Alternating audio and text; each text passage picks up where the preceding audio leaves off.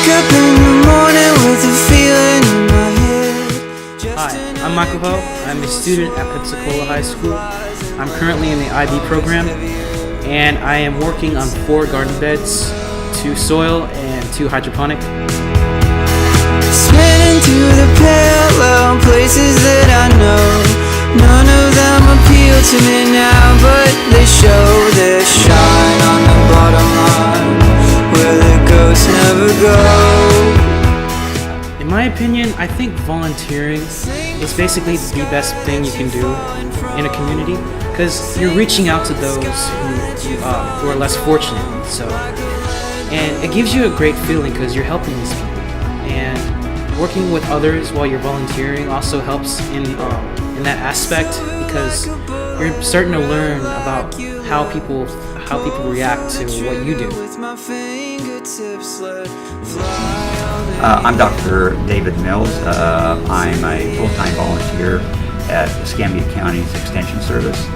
My job there is primarily working with gardens. Most of those are going to be associated with different schools in Escambia County. Growing your own vegetables has a great positive impact on health, and also educating the public that there are alternate ways of being able to acquire good, healthy food for virtually no cost at all.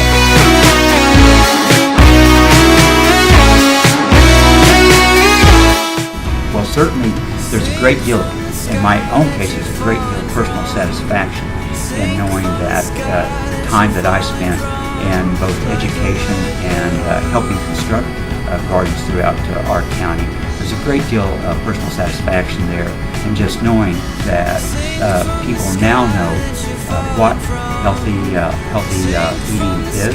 Nutrition is a very big thing that I'm concerned with.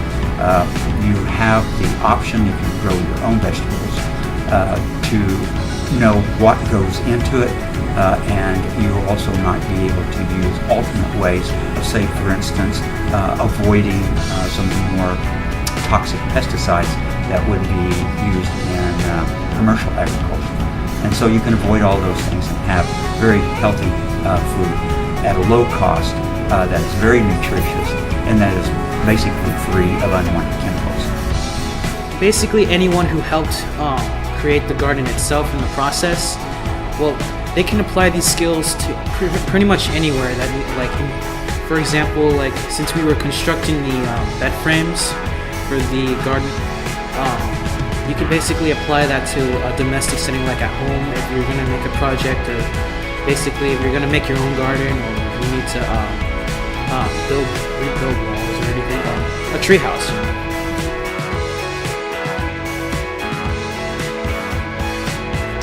I think a lot of people are under the impression that growing a garden is something that they may not want to do because it's too hard, and that's definitely not the case.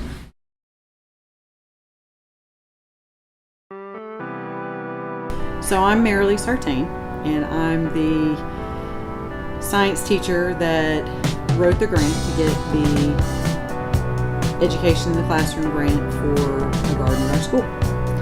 And I teach science and math. I'm the STEM Tiger at PHS.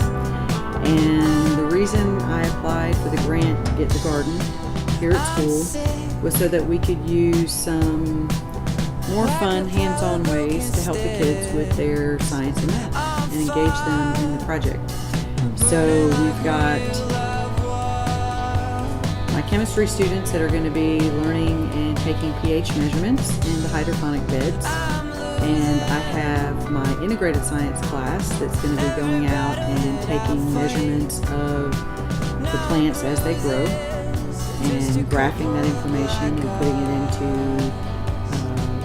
collecting the data, and then also putting it into graphs to show growth rate and different ways to use math to